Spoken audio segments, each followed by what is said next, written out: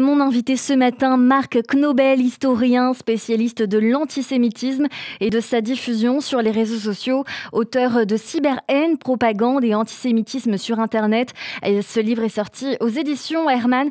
Alors, on va parler avec vous, Marc Knobel, de la falsification de l'étoile jaune qu'on a pu apercevoir chez certains qui l'arboraient dans les manifestations contre le pass sanitaire ces dernières semaines. Mais Libération vous a consacré tout un article de 2 pages ce lundi sur le sujet. Mais avant tout, on ne cache pas à nos auditeurs que vous êtes également directeur des études au CRIF et donc très penché sur les questions liées à l'antisémitisme.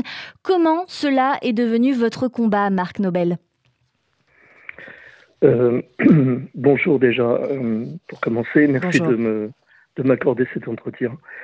Vous savez, ce sont les choses de la vie, je dirais, comment les choses vous prennent et vous passionnent et que vous en faites le combat de votre vie et un centre d'intérêt permanent. C'est à la fois, ce sont à la fois des rencontres que j'ai faites avec un certain nombre d'intellectuels. C'est le fait d'être un historien qui m'a bien sûr amené vers ces questions. C'est le fait aussi de me questionner. Puis, vous êtes devenu historien avant de vous pencher sur ces dossiers de l'antisémitisme ? Oui, d'accord.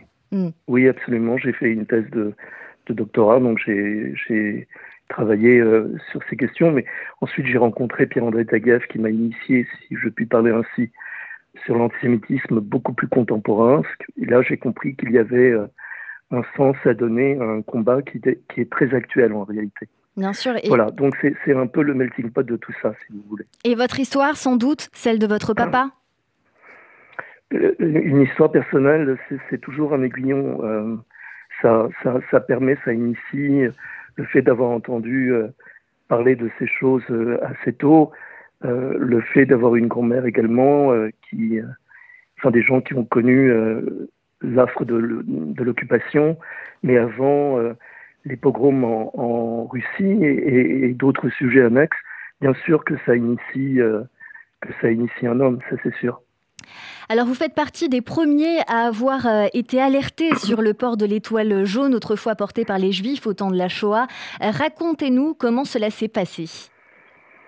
Eh bien, c'est très simple. En février 2019, je me suis rendu compte que par-ci, par-là, très épisodiquement en réalité, l'étoile jaune pouvait servir de support pour annoncer un message en tant que tel. J'ai vu par exemple par 2 fois des gilets jaunes s'en emparer. Donc j'ai été assez déconcerté, je dois dire, et très interrogatif par rapport à cela. Je me suis dit, il faut réfléchir. Et l'un des moyens qui pourrait être actionné serait de raconter des histoires personnelles. En fait, pourquoi ? Parce que quand on parle de la Shoah, on parle d'une histoire très générale. On annonce des chiffres, on dit qu'il y a eu tant de victimes, tant de gens raflés, tant de gens déportés, tant de gens sont revenus. Ce sont des chiffres bruts. Mais derrière ces chiffres bruts, il y a des histoires personnelles et individuelles. Et donc, j'ai proposé à ce moment-là à Jean-Philippe Moinet, qui est directeur de la revue Civique, de faire un article où je racontais que lorsque j'ai été enfant, j'avais à cette époque 9 ans, j'avais ouvert un tiroir et trouvé dans un tiroir de la salle à manger de mon père l'étoile jaune de mon père, que j'étais arrivé pour le questionner et que je n'avais pas eu de réponse sur le moment, et que cette étoile m'avait interrogé déjà dès ma plus tendre enfance. Voilà. Donc c'est comme ça que les choses sont arrivées en fait. Et vous avez été alerté sur cette fameuse étoile jaune dans les manifestations récentes par monsieur Stéphane Koch, il me semble. Voilà, il vous a alerté sur ce qu'il appelle une manipulation de l'image de l'étoile jaune dans le cadre d'une campagne d'opposants à la vaccination. Quand j'ai publié cet article en février 2019, j'ai raconté une histoire très personnelle. C'est un enfant qui découvre l'étoile jaune de son papa. Il va le questionner et son père ne sait pas lui répondre parce que son fils est trop petit, trop jeune et il a 9 ans. Et pour illustrer cet article, j'avais demandé la publication de l'étoile jaune de mon père. J'avais pris en photographie sur un fond gris clair. Donc je l'avais déposé sur une table, je l'avais photographié. Cette étoile jaune est tout à fait reconnaissable parce qu'il y a une déchirure, il y a 4 pliures qui sont tout à fait reconnaissables à l'œil vu et 2 bords sont complètement bombés. Donc c'est cette photographie qui a illustré l'article. Et puis on en est resté là. Sauf qu'il y a une 8aine de jours environ, un correspondant que je ne connaissais pas est venu vers moi, m'a envoyé un mail pour me dire il y a un détournement de l'étoile jaune en ce moment dans les réseaux sociaux où la mention juif est remplacée par la mention sans vaccin, et cette étoile jaune, c'est celle de votre père.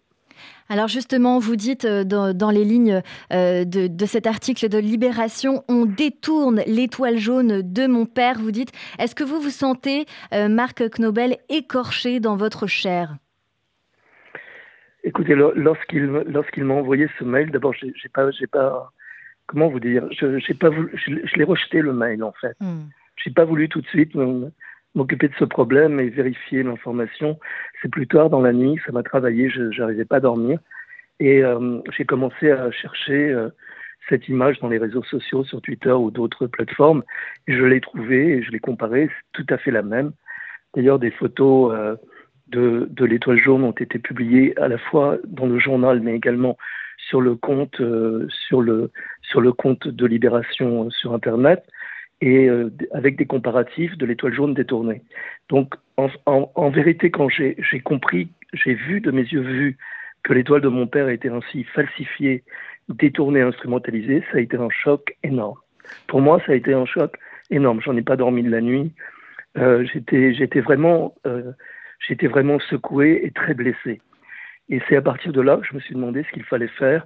J'ai téléphoné à ce monsieur Cor, qui est suisse, pour lui parler. On s'est parlé longuement et j'ai essayé de réfléchir à la question. J'ai publié un premier article également dans la revue Civique pour revenir sur la publication de cette étoile et son détournement en tant que tel. Et j'ai publié ensuite un second article avec un sociologue, un ami sociologue qui s'appelle Smaïl Lacher, qui est professeur de sociologie à l'université de Strasbourg. Et enfin, il y a eu cette double page dans Libération qui me permet de m'exprimer et d'envoyer un certain nombre de messages. Alors, vous dites que cette étoile est falsifiée. Est-ce que cela n'a aucun sens de comparer les limitations d'accès à certains lieux pour les non-vaccins à l'extermination des Juifs par les nazis qui, on rappelle, eux-mêmes avaient été empêchés d'entrer dans certains lieux, certains commerces dans les années 30-40 ? Écoutez, vous savez, comment vous dire comment vous dire ce que je ressens? Les gens se posent des questions. Il y a une pandémie mondiale. Elle est cruelle en vérité. Il y a déjà eu 120 000 morts en France. Donc les gens ont peur. Ils se sentent enchaînés. Ils se sentent. Vous le comprenez ? Ils ne peuvent pas vaquer leurs occupations personnelles. On parle de vaccins, on parle de passe sanitaire. Donc ça crée un malaise, ça crée un questionnement. Il y a des peurs, etc. Ça, je le comprends. Ce que je ne comprends, je le comprends et je peux avoir de la compassion. Voilà, je suis un être humain, je m'interroge aussi et comme chacun d'entre nous en réalité.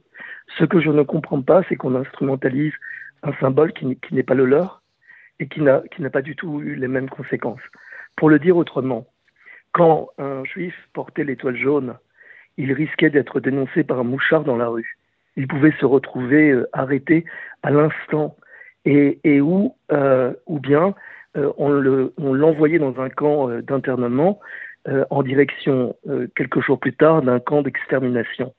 En fait, des policiers, des gendarmes pouvaient l'attendre ou venir le chercher pour le mettre dans un bus qui l'emmenait vers un camp d'internement qui, de fait, ensuite, on l'emmenait vers un camp d'extermination où il terminait là sa vie dans des conditions absolument atroces et horribles.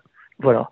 Donc, il n'y a aucune comparaison possible de quelque manière que ce soit entre un pass sanitaire qui restreint l'accès à certains services, par exemple des musées, pour cause de pandémie mondiale, et le port de l'étoile jaune qui vous menait à la mort, dans un processus d'extermination. Et cette comparaison qui est faite est absolument indécente. Elle est odieuse. Elle est ignoble dans tous les sens du terme. Et à moi, elle me fait d'autant plus mal qu'en l'occurrence, il s'est agi pas de n'importe quelle étoile jaune, celle de mon père. Est-ce que pour vous, c'est une profanation?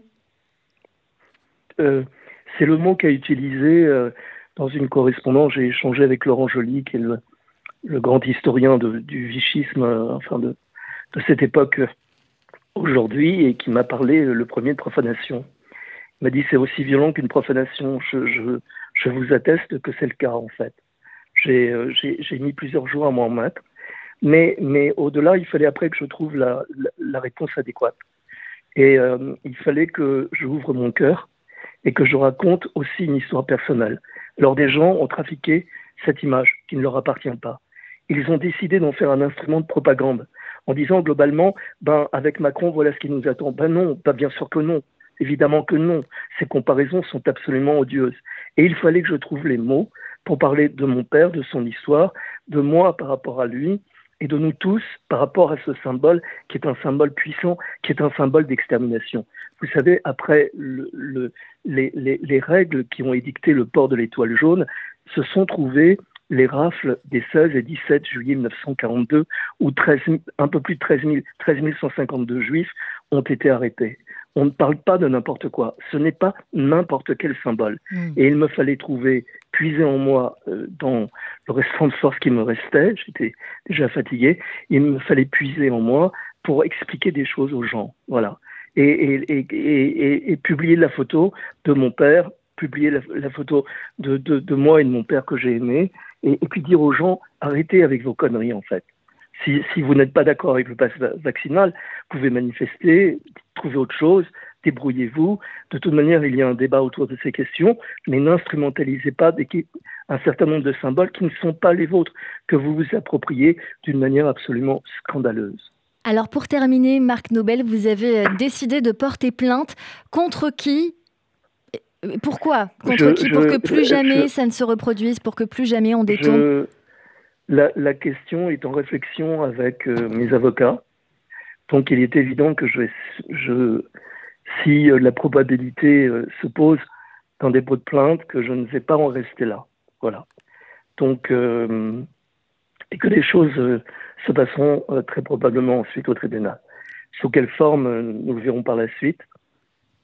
Lorsque la plainte aura été déposée, l'affaire est en réflexion entre les mains de mes avocats, et j'entends mener aussi loin que possible cette affaire, en fait.